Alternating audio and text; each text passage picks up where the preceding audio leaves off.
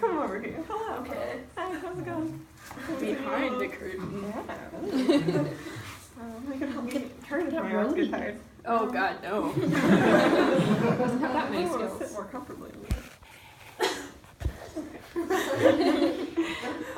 This one is the backstory of my Dungeons & Dragons character. I tricked you all into this room to watch me be a nerd.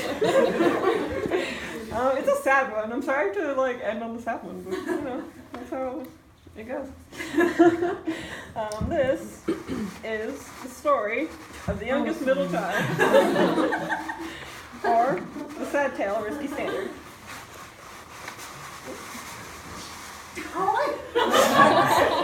My aunt, my whole family's doing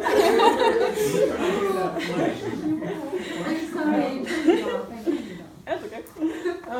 In the town of Tubuck, folks name their children for what they see as lacking in the world. When Ma Hearty and Pa General got married and had a little baby, they named her Clever, as they were young and had a blacksmith shop and acres of land to look after. When things were going well, they had Steady to keep the good streak going. And when Steady did his job a little too well, and things got a little boring, they had Risky to shake things up. And, and then came Tough to weather the storms Risky kicked up. And lastly, what they felt the world needed was something lovely. And that little baby completed the family. And what a family it was, full of good food, good laughter, and good love. For the first 10 years of Risky's life, they knew to live with heartiness and gentleness, and cleverness and steadiness and toughness and loveliness, and how to take a risk, of course. Then one day, thunder rang out without a cloud in the sky. You see, there are two ways out of Tubuck, each going past one of the sister quarries that give the place its name. Some people swore that by the quarry that had long since run out of anything worth mining was fastest. Others supposed it was by the working mine. And you could holler to your family besides. Pa General always swore by the old mine. It was the way his ma took and her pa before her. And it was the way he took his two youngest to the next town over for supplies and clothes and all manner of small and wondrous things.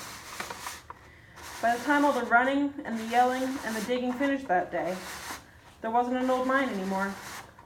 There was nothing that could have stopped it, and it was nobody's fault, but the rocks from the top of the cliff had come tumbling down onto the quarry below. And there wasn't any gentleness, any toughness, not a single lovely thing left in the world. Risky stood in funeral parlors and in graveyards near churches and heard over and over that these things just happen, that it was just their time. And they bore those words that bruised like rocks and cut like iron, and they did their best to keep living tough and gentle and lovely. But Hearty and Clever and Steady were so much better at carrying on than they were. They used to be an older sibling, but they weren't anymore.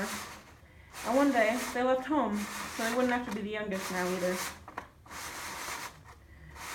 Risky walked for 17 days and 17 nights, and got to a river, and swam as a fish for 5 days and 5 nights, and got to a forest, and became a wolf. And became a wolf, yes. And prowled 3 days and 3 nights. And all along the way, they stopped in funeral parlors and graveyards. And finally, teeth sharp and fur dirty, they caught fate's coattails near a church in a town, as far away from home as they had ever been. Why? They demanded of her. Why was it their time? She smiled her saccharine, sympathetic eyes and said, these things just happen.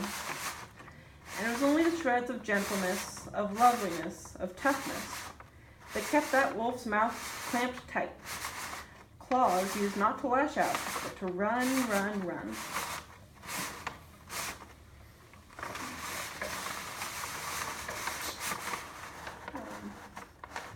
They ran on fevered feet for 6 days and 6 nights. And as their fur got dirtier and snagged on sticks and grasping hands, they tore it off and flew with vulture wings 4 days and 4 nights.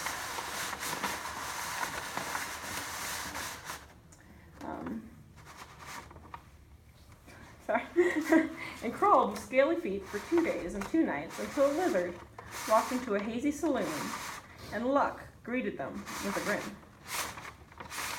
I'm like way far behind again. I'm so sorry, Nate.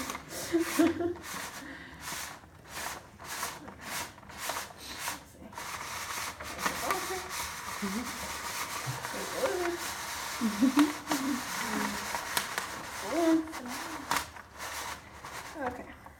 Luck greeted them with a grin and asked them to a game of cards. She beat them soundly, again and again. Why? They demanded 3 rounds in. How's it that time? The lady set down her winning hand and replied, it didn't have to be. Gentle could have gone another way. Someone could have noticed that the tree roots were reaving in the rock to take back what was theirs. All that's done now, but ain't never just one answer to a problem. There's good luck and bad luck and folks making decisions. And always a way to cheat. Risky stayed late into the night, learning card tricks from the lady above and below. And although they still felt the keen lack of gentleness and toughness in any lovely thing, they knew that these things did not just happen. And they have been wandering since. A deck of cards in their pocket and of a mind to keep the odds, for any of us might need it.